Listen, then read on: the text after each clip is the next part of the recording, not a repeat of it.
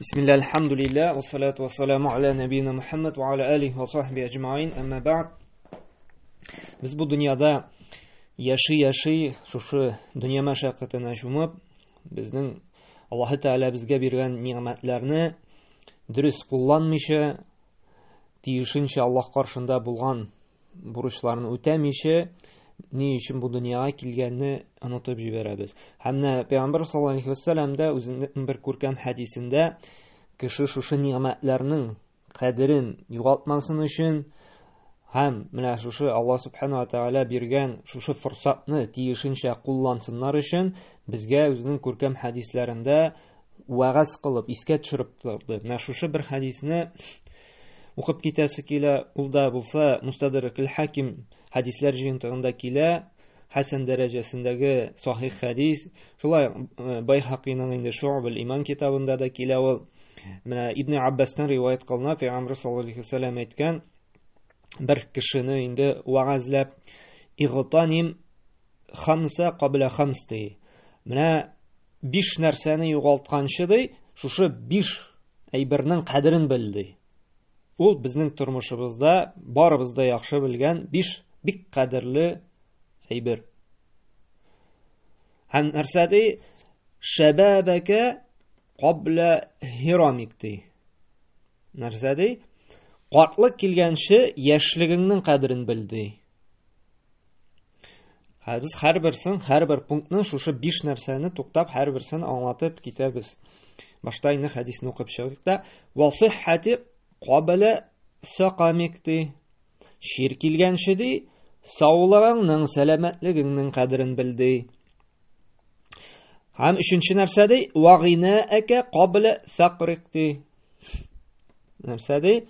Фақирлек килгәнче байлыгыңның, булган малыңның кадерен белде. Һәм нәрсә ди? Дүртенче вафарагәкә кабла шугылик ди. Күп эш белән мәшгуль булганчы ди, буш вакытыңның кадерен белде. Һәм бишенче инде вахаятәкә кабла маутик ди. Үлем килгәнче тормышыңның кадерен белде. Менә бик кадерле 5 нәрсә. Шулай бит? Нәрсә ул? Иң беренчесе инде ул яшьлек. Шулай бит? Икенчесе ул саулык, сәламәтлек. Өченчесе инде байлык, ягъни малыбыз, акчабыз. Дүртенчесе вакыт. Һәм бишенчесе тормыш, гомеребез. Уйлап карасаң, кешенең шушы иң кадерле 5 нәрсәсе бар. Бу тормышта. Калган әйбер шушыңа гына өстәлә, йөлә, әмма бу 5 бик кадерле нигез. Бәхет нигезе дип әйтсәк тә була инде. Һәм менә аның һәрберсенең капма-каршылысы да бар, шулай бит? Байлыкның капма-каршысы фәкыйрлек инде, сәламәтлекнең капма-каршысы шир, авырту, яшьлекнең капма-каршысы картлык, хәлсезлек, шулай бит инде. Тормышның капма-каршысы үлем килү инде. Һәм менә Пәйгамбер саллаллаһу алейһи ва сәлләмдә игътаним ди. Ягъни шушы 5 нәрсә килгәнче ди, аларның менә синдә булган вакытта ди кадерен белеп калды. Ягъни кичектермичә, аннан соң эшләр менә әле дип инде вакытны сузмыйча, ягъни кулланып калу вакытында, русча әйтсәк, использование. Һәм менә иң беренче нәрсәне кулланырга куша. Иң беренче итеп әйтте Пәйгамбер саллаллаһу алейһи ва сәлләм, шабабака кабла хирамик ди. Нәрсә ди? Картлык килгәнче яшьлегеңнең кадерен белде. Һәм ни өчен соң Пәйгамбер саллаллаһу алейһи ва сәлләм иң беренче монда яшьлекне алга чыгарды, иң беренче яшьлекне куйды. Менә шушы 5 әйбернең бар бер китсә кире кайтмый, кайберсенә кире кайта. Менә яшьлек бер китә икән, ул бер кайчанда кире кайтмаячак. Шулай бит? Мәсәлән, син 50-60 яшьтә инде, син бер ничектә 20-30 яшьлектәгечә үзеңне хис итә алмыйсың. Аллаһ Тәгаләнең законы шундый инде. Син яшьлекне берничек тә инде кире кайтара алмыйсың. Шулай ук вакытта бер үтте икән, вакытны син кире кайтара алмыйсың. Күпме генә акча түләсәң дә, синең үткән вакытың кире кайтмаячак. Тормышыңда әгәр дә син инде үлеп кабергә кереп яттың икән, син кире кайта алмаячаксың. Изгелекләр кылырга, гамәлләр кылырга үлдең бетте. Менә әгәр дә инде син анда теге авырту килсә, даваланып, сәламәтлекне кире кайтарып була, шулай бит. Әмма менә шушы калган әйберләрне инде берсен дә инде кире кайтарып булмый. Әйе, буш вакытны кире кайтарып була, ансы да инде теге әгәр дә син эшкә чумдың икән, эшеңне эшләп бетергәч буш вакыт була. Әмма асылда менә үткән вакытны кайтарып булмый. Һәм менә монда да Пәйгамбер саллаллаһу кире кайтыр, иң беренче яшьлеккә кайтты. Чөнки яшьлек кешенең тормышында бик кадерле чор. Ни өчен? Чөнки яшьлек вакытында бик күп энергия ташып тора. Баш та яхшы эшли, күз дә әйбәт күрә, колак та яхшы ишетә. Яшьлек чорында син бик күп яхшы, хәерле, изге гамәлләр кылып кала аласың. Ул яшьлек чоры, ул менә хәзер бигрәк тә язгы чорда бакчага, кырга чәчү чәчкән түгел. Әгәр дә яшьлек вакытта изге гамәлләр кылып, хәерле, яхшы гамәлләр кылып калсаң, син картлык көнендә аның татлы җимешен күрәчәксең, шулаймы? Һәм инде һичшиксез кыямәт көнендә аның җимешләрен татыячаксың. Әгәр дә инде яшьлек чорында гынахка батып, Аллаһка итагать итмичә, Аллаһ каршында булган бурычларны үтәмичә, гомерең үтә икән, заяга уза икән, картлык көнендә бу сине үкенешкә китерә. Әмма үкенеп инде яшьлекне кайтарып булмаячак. Шуңа күрә менә бу Пәйгамбер саллаллаһу алейһи әйткәнчә, яшьлекне кулланырга кирәк нинди гамәлләрдә? Изге гамәлләрдә. Намаз укып, ураза тотып, хаҗ кылып, мохтаҗларга ярдәм итеп, садака җариялар кылып анда мөмкинчелегем була икән инде анда кешегә файда китерә торган, мәсәлән, шишмәләр төзекләндереп, юллар салып анда, һәм башка шундый гамәлләр кылып. Һәм шулай ук яшьлегенең кадерен белде. Ни өчен әле искәртеп әйтә яшьлекнең кадерен белергә? Яшьлек чоры бик хәтәрдә чор. Чөнки күрәбез, күп хата, күп ялгышлык кылына кайсы вакытта? Яшьлек вакытында. Бик сирәк бит менә олылайгач кеше төрмәгә утыра, шулай бит.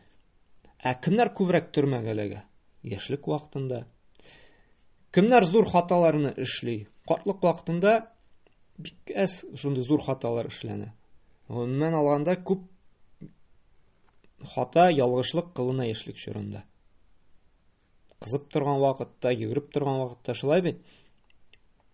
Анар картлык көндә инде үкенә, шул вакытта шуңа сукканым, шуны ниткәнем дип, менә бүгенге көндә дә инде эчүчелек каты кемнәр арасында? Яшьләр арасында төрле наркотик куллану, синтетический наркотиклар булсынмы, зина кылу һәм башка төрле явызлыклар, әшәклекләр кылына шушы яшьлек вакытында.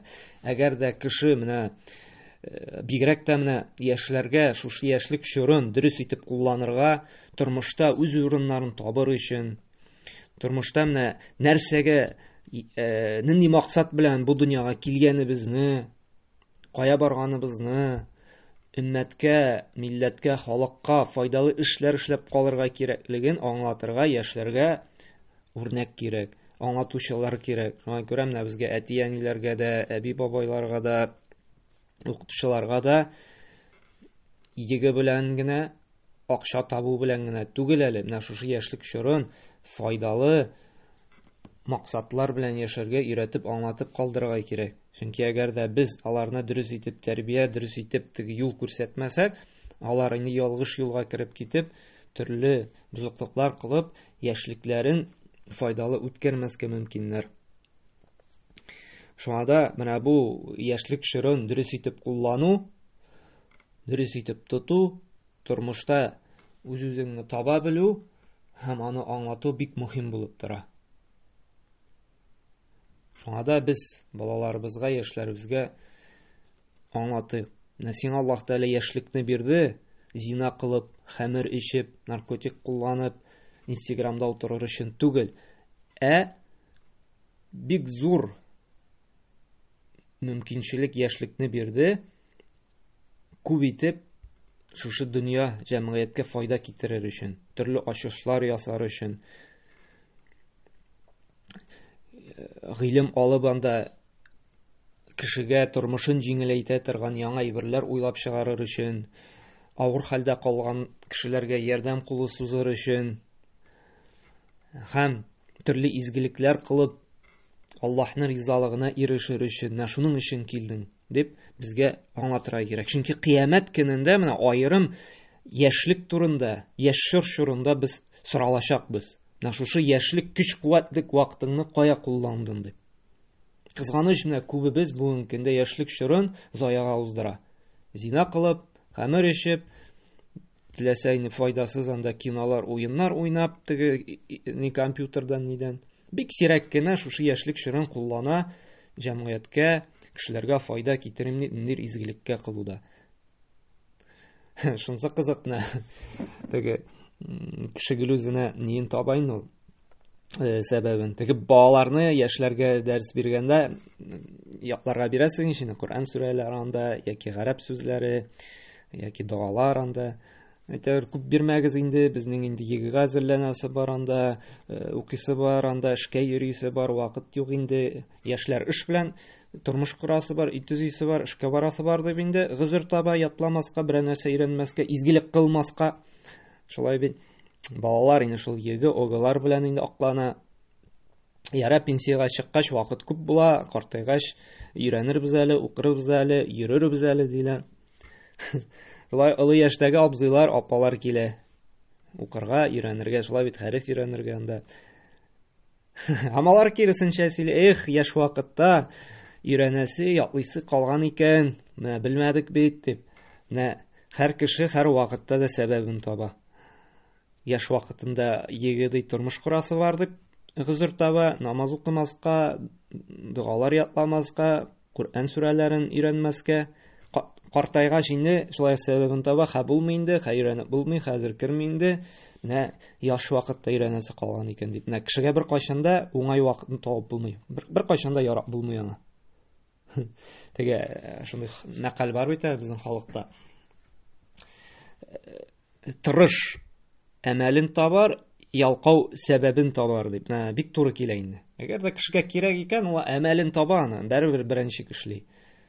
Ялкау инде ул гел сәбәбен табачак инде. Я егеди, я тормыш корасы бар ди, түзисе бар ди, я хәтер керми инде ди. Тырыша икән, ул аны бәре эшлиячәк. Тырышкан табар, ташка кадак кагар диләр бит. Дөньябыз өчен тырышабыз бит әле. Ахират өчендә безгә тырышырга кирәк. Һәм менә Тирмизи җыентында хадис килә бит. Шушы кыямәт көнендә ди, ла тазулу кадаман абдин яумал кыяма ди. Хәтта юсәл ди, кыямәт көндә кешенең урыннан ди, аягы да кузгалмас ди. Хәтта ди соралганча хәтлек нәрсә ди? Ан шабабихи фима абла. Яшьлеген кая тоткан? Яшьлегеңне кая туттың, кулландың дип соралганча хәтлек ди. Кыямәт көндә бигрәк тә яшьлек чоры өчен соралыр. Чөнки яшьлек чорында энергия ташып чыган вакытта күп итеп изгелекләр, гамәлләр кылып калып була. Картайгач андый гамәлләр инде кылып булмый. Яшь вакытында син рәхәтләнеп турып, үз аягың белән басып, намазларыңны да укый аласың, мәчеткә дә йөри аласың, Коръән дә ятлый аласың, мохтаҗларга да ярдәм итә аласың, күп итеп акча эшләп анда мәчет, мәдрәсәләр торгызып, операциягә мохтаҗ кешегә операциялар ясатып, дарулар алып биреп, тол хатыннарга ярдәм һәм башка күп төрле санап бетерер изгелекләр кыла аласың. Картайгач инде аяклар да тотмаска мөмкин, яшьлектәге шикелле хаҗларга, гомрәләргә дә бара алмаска мөмкинсең. Моңа күрә, менә яшьлек чорында Аллаһ Тәгалә инде бигрәк тә аерым сыралачак шушы яшьлек турында инде. Һәм инде икенче өлешендә Пәйгамбәр саллаллаһу әйтте, сәламәтлек кадерен белергә. Васыйхати кабла сақамик ди. Нәрсә ди? Шир килгәнче сәламәтлегенең кадерен бел ди. Чөнки кеше сәламәт булган вакытта шулай ук алдагы китар мисалларны ныгытып әйтәләбез, изгелек кылала. Шулай бит. Намаздан да укый ала, ураза да тотала, хаҗга гомрәгә дә барала, күршесенә кереп саламын кертергә дә булышырга мөмкин, анда кайтып туганнарына да барып ярдәм итәргә мөмкин, туганлык җепләрен ныгыту өчен кунакка да йөри ала, һәм башка изгелекләр кыла ала. Әмма авырту килсә, ул инде мондый гамәлләрне инде кыла алмаска мөмкин. Менә күрә без кеше авырткан вакытында инде ятып кына тора, басып рәхәтләнеп намазын да укый алмый ул. Кайбер кеше әле утырып та укый алмый. Һәм шуңа да менә бу сәламәт вакытта без сәламәтлегебезне, тәнебезне кулланырга тиешбез Аллаһка итагать итүдә. Ул риза булган гамәлләр кылуда. Һәм тәнебезне, әгъзаларыбызны гунах кыла торган гамәлләрдән сакларга тиешбез. Зина кылудан да, хәмер ишүдән дә, харам ашаудан да, кешегә сугуга да, кыйнаудан да, телебез белән рәнҗеш сүзләр әйтүдән дә, күзебез белән дә харамнарга караудан да. Чөнки килер бер вакыт без кыла алмабыз шушы изгелекләрне. Кыласыбыз килер. Әмма инде соң булырга мөмкин. Басып намазлар укыйсыбыз килер. Әмма инде аягыбыз параличланырга мөмкин.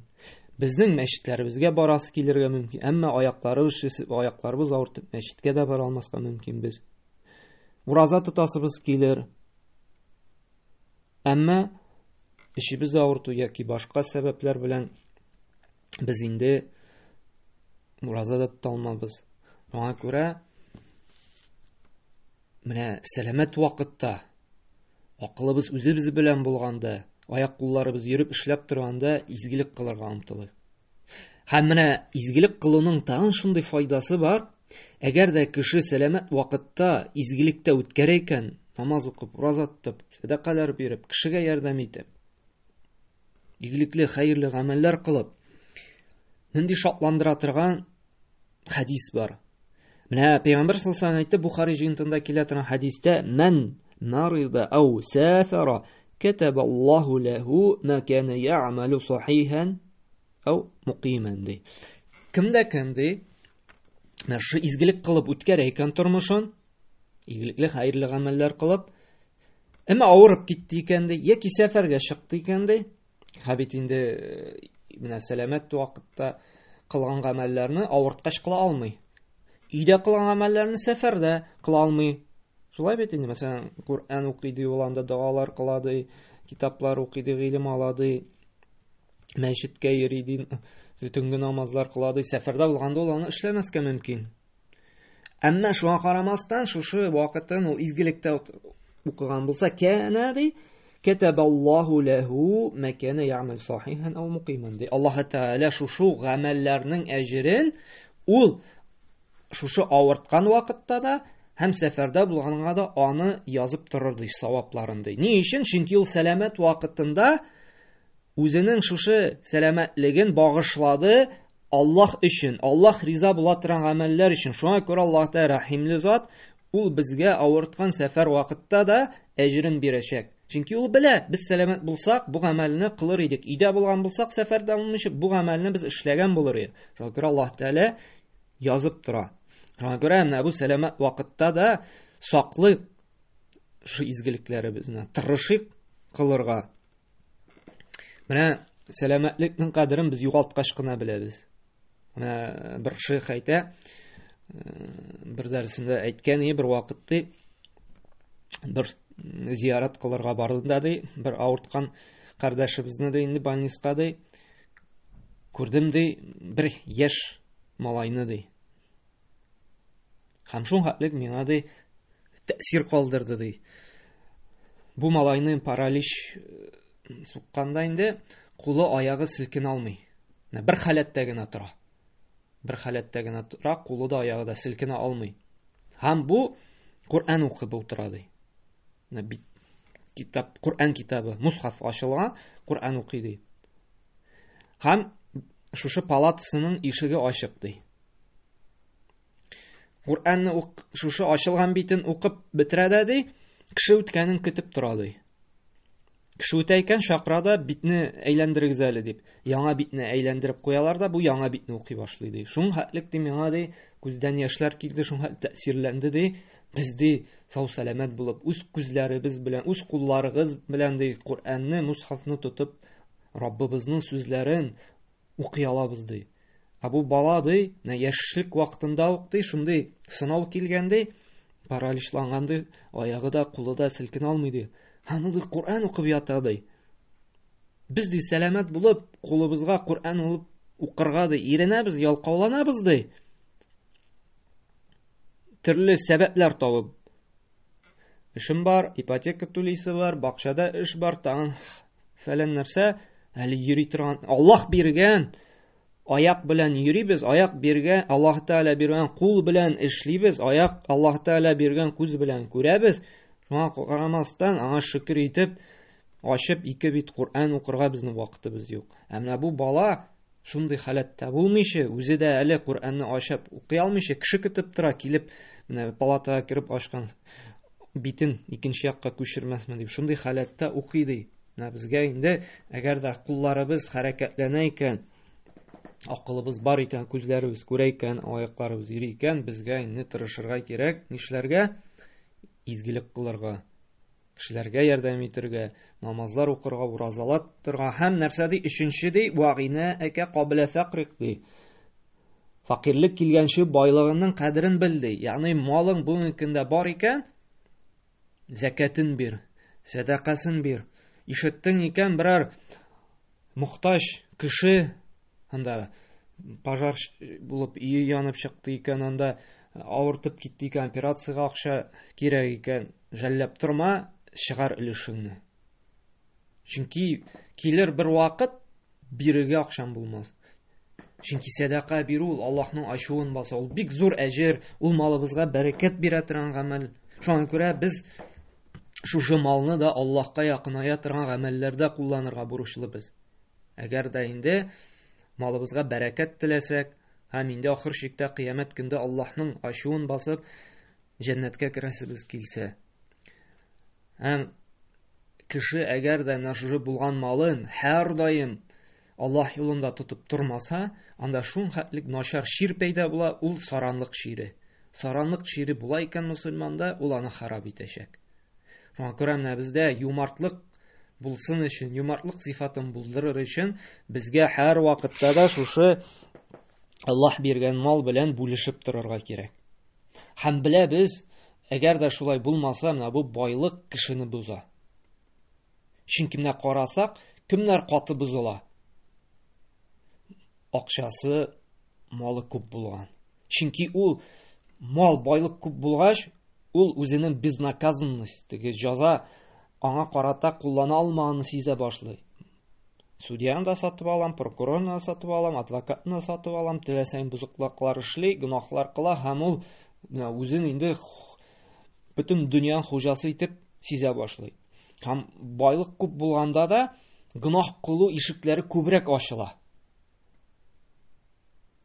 Факирләргә бит әле аңхатлык булмый. Шуңа күрә кеше күбрәк бозыла, күп итеп мал, байлык булганда. Моңа дәлил булып тора Алaq сүрәсенең 6-7 аятлары. Калла иннал инсана ла ятга ар-рааһу истагна ди. Нәрсә ди Аллаһ Субханаһу? Юктыр, дөрестлектә кеше шамадан тыш шиктән чыга ди. Кайчанды үзен һич кемгә мохтаҗ түгел дип санаганда ди. Карагыз, ничек безнең дөньяга, безнең тормышыбызга туры килә. Кеше кайчан шиктән чыга? Менә шушы байлыкка чумган вакытта. Әле ул җитәр кенә яшәгәндә намазын да укый, Аллаһтан да ялвара. Шулаймы? Мәчеткә дә йөри, Коръән да укый. Әгәр дә инде акчасы арта башлый икән, намаз да кирәк була башлый, мәчет юлында оныта, дуа кылырга инде кулда күтәрелмим. Акча бар бит, нәрсә мин дуа кылып Аллаһтан сорап торам, мин бит сатып та ала алам, булай да эшли алам, барып та кайта алам. Үзен инде бер кемгә мохтаҗ итеп туймый башлый. Пәйгамбер саллаллаһу алейһи Муслим җыентында килә торган хадистә әйтте, мин сезнең өчен факирлектән курыкмыйм ди. Куркам ди, бу дөнья сезгә ачылып, бер-берегез белән ярыша башларсыз ди. Шушы байлыкны җыюда ди. Күрә байлык асылда әле ул, әгәр дә без аны дөрес итеп куллана алмасак, нишләтәчәк? Ул безне бузачак. Бай булуның берни кимчелеге юк. Әгәр дә син бай булып, закатыңны түлисең икән, мохтаҗларга ярдәм итә, шушы байлыгың Аллаһка якынаерга ярдәм итә икән, әлхәмдүлилләh, бу бик яхшы. Син байлыгың күбәйгән саен күбрәк Аллаһка якыная барасың икән, күбрәк садакалар биреп, күбрәк анда мохтаҗларга ярдәм итеп, күбрәк анда мәчет, мәдрәсәләр төзеп, юллар төзетеп, анда сулар кертеп, һәм башка изгелекләр кылып Аллаһка күбрәк якынаясың икән, һичшиксез бу сиңа хәерле. Әмма сизәсең икән, шушы байлыгың күбрәк Аллаһтан ерагайта икән сине. Садака бирүең дә кими, мәчеткә йөрүең дә кими, ураза тотуың да кими, намазны үз вакытында уку да кими икән, бу вакытта бел байлык сиңа инде зыянга китерә башлый. Шуңа күрә сиңа инде сакланырга кирәк. Шуңа күрә менә үзебезнең нәфсен тәрбияләр өчен һәр вакытта да зарплатаның күпмедер өлеше Аллаһ юлында тотылырга тиеш. Үзебездә шушы саранлык шире калепкә үтеп кермәсен өчен. Һәм дүртенчесе ва фарагака кабла шугри. Нәрсә ди? Эшкә күмелгәнче ди, буш вакытыңның кадерен бил ди. Ягъни буш вакытны кадерен белергә кирәк, чөнки гадәттә безнең әзрәк кенә вакыт бушады икән, без нишлибез? Instagramга керәбез, YouTube'ка керәбез, телевизор каршына утырабыз. Ягъни буш вакытны күбрәк без файдасыз үткәрәбез. Әмма эш күбәеп китте икән, буш вакыт калмады икән, көне-төне эштә икән, эш сезоны башланды икән, ул атта баш кашый башлыйбыз. Менә буш вакытта әзрәк Кур'ан укыйсы калган, менә шу китап калган, шуны укыйсы калган, буш вакыт бар, туганнарга кайтып киләсе калган икән, буш вакыт бар, менә әти-әнигә барып хәлен беләсе калган, буш вакыт бар, менә бала белән утырып уйныйсы калган икән дип, без баш кашый башлыйбыз. Әмма инде соң эшкә күмелдек, берни буш вакытта юк, һаман инде иртәдән кичкә хәтлек эшлибез. Менә буш вакытны да кадерен белеп, дөньябыз өчен яки ахирәтебез өчен файдалы гамәлләрдә кулланырга кирәк. Бүгенге көндә без буш вакытны дөнья өчен дә, ахирәт өчен дә файда китермәгән гамәлләрдә кулланабыз. Һәм Аллаһ Пәйгамбер саллаллаһу алейһи ва сәллям әйтте бит: "Ниъмәтән мәгъбунун фиһима кәсирун минан-нас ас-сихха вал-фарагъ." Күп кеше ике ниъмәтнең кадерен белмәс ди. Беренчесе сәламәтлек, икенчесе буш вакыт. Һәм чынлап та карашлак, без менә бигәк тә яшь вакытта сәламәтлекнең кадерен белмибез, шулай бит. Карасак, менә яшьләргә теләсә нәрсә ашыйлар анда, теләсә нәрсә эчәләр, әллә инде сәламәтлеккә зыян китерә торган төтен чыгаргычлар суыралар анда, электронный сигаретлар, синтетический наркотиклар анда, әллә инде хәмерләрнең әллә инде төрләрен эчәләр, шулай бит. Ягъни сәламәтлек нең кадерен белә белмиләр. Әмма картая төшкәч, сәламәтлек какшый башлагач инде диеталарга утыралар анда, берни начар ризык кулланмыйлар. Теге файдалы гына, зыян китерми торган ризыклар ашарга кулланалар. Ягъни кеше менә шушы буш вакытның һәм сәламәтлеген инде кадерен белми. Һәм галимнәр әйтә, менә вакытның кадерен белер өчен буш вакытны тәртипкә салырга кирәк ди. Иң каты ярдәм итә торган тормышыңны киләргә, ул вакытны җайга салу. Тәртипкә салу. Ягъни шушы сәгатьтән шушы сәгатькә шуны эшлим, иләдән соң икендә хәтлек шундый эш белән эшлим, акшамнан соң ястүгә мәсәлән, гыйлем ала, Кур'ан укый торган вакыт, ястүдән соң инде анда гаилә белән 1 сәгать балалар белән утырып сөйләшә торган, уйный торган вакыт, аннары йокларга ята торган вакыт. Ягъни безнең вакыт киләнергә тиеш, тәртипкә салынырга тиеш. Шушы вакытта шушы нәрсәне эшлим дип. Һәм 5-нчесе инде ва хаятака кабла маутик ди. Нәрсә ди? Үлем килгәнче тормышыңның кадерен бел ди. Әгәр дә әле без җаныбыз тәнебездән чыкмаган икән, безгә инде Аллаһ Тәгалә мөмкинчелек бирә, тәүбәгә килергә, истигъфарлар кылып инде Хайырлы, игелекле гамәлләр кылырга. Чөнки кабергә килеп яткач, без үкенәчәкбез. Шуны эшлисе калган икән. Күбрәк садакалар бирәсе калган икән. Күбрәк Кур'ан укыйсы калган икән. Күбрәк намазларымны вакытында укыйсы калган икән. Без үкенәчәкбез. Без бер кашан да белмибез күпме яшәячәкбез. Менә без әйтәбез, пенсия чыккач намаз укыйм дип. Кичектерергә ярамый. Кем белә пенсия хәтлек яшәгәнне. Allah subhanahu wa ta'ala Qur'anda ayta A'raf surəsinin 34-cü ayətində فَإِذَا جَاءَ أَجَلَهُمْ لَا يَسْتَأْخِرُونَ سَاعَةً وَلَا يَسْتَقْدِمُونَ ди. Әгәр аларның билгеләнгән вакыты әҗәле килеп җитсә ди, алар аны бер генә сәгатькә дә кичектерә дә, якынайта да алмыйлар ди. Менә нәрсә ди Allah subhanahu wa ta'ala. Безнең үлем әҗәле җитте икән, беребез дә белми күпме яшибез без. Без инде үлемебезне кичектерә алмыйбыз. Үлгәч үкенәчәкбез. Тагын кайтарсаң бу тормышка игелекләр кылып калырым дип. Һәм Лукман сүрәсендә дә Аллаһ субханәһу ва тааля әйтә: "Ва ма тадри нафсун маза таксибу гадан ва ма тадри нафсун би ай ардин тамут." Лукман сүрәсенең 34-нче аятында иртәгә ни кылачагын ди һич кем белми ди. Һәм һичбер кеше дә ди үзенең кайда үләчәген белми ди. Без бер кашан белмибез. Тормышта күпме шундый булды. Кешеләр ята йокларга, иртә белән уянмый. Хәтта яшьләр дә менә 14 яшьлек бер танышымның баласы 14 яшьлек яшь йокларга яткан, иртә белән тормаган. Укытучы шулай укыганда Кур'ан укытучысы 60 тирәләре бу йокларга ятты, гаиләсе белән уйнап, нитеп, көлешеп, иртә белән инде уянмаган, иртәнге намазга уяталар ди, йөрәк туктаган. Беребез дә белмибез кайчан китә. Шуңа күрә менә Ибн Умарның сүзләре бар бит. Пәйгамбер саллаллаху алейхи ва саллям Бухари җинтында килә торган хадистә: "Кун фи дөнья кәаннәка гариб ау габир сабил." Бу дөньяда да юлчы кебек кенә булды, яки юлны үтүче мусафир кебек кенә булды. Ягъни зур өметләр баглап яшәмәде. Һәм Ибн Умар нәрсә ди? "Иза амсайта фала тантазир саба." Әгәр дә кич җитсә, иртәне көтмә ди. Ягъни бүген эшли аласың икән, син омтыл бүген эшләргә. Бәлки син инде иртәгә хәтлек яшәмәссең. Намазыңны укый аласың икән, менә хәзер укы. Менә син илә намазын яки икенде намаз укый аласың икән, укы иләсендә икендесендә. Син бит белмисең, бәлки ахшамга ястуа хәтлек яши дә алмассың. Алайса кайбер кешеләр намазларын җыеп укый. Кич кайткач бөтенесен җыеп укыйм ди. Кем гарантия бирә кич әле син кайтасың өеңә? Кем әле сиңа 100% күкрәк кагып әйтәләр, син кичкә кайткач бөтен намаз җыеп укый аласың дип. Бүген кирде икән илә вакыты, укы илә вакытын. Кирде икән икенде вакытын кичектермичә, соңга калдырмыйча укы. Чөнки үлгәч соралачакбыз шушы намазыбыз өчен, шушы гыйбадәтебез өчен. Һәм нәрсә ди? "Ва иза асбахта фала тантазиру маса." Иртә җитсә кичне көтмә ди.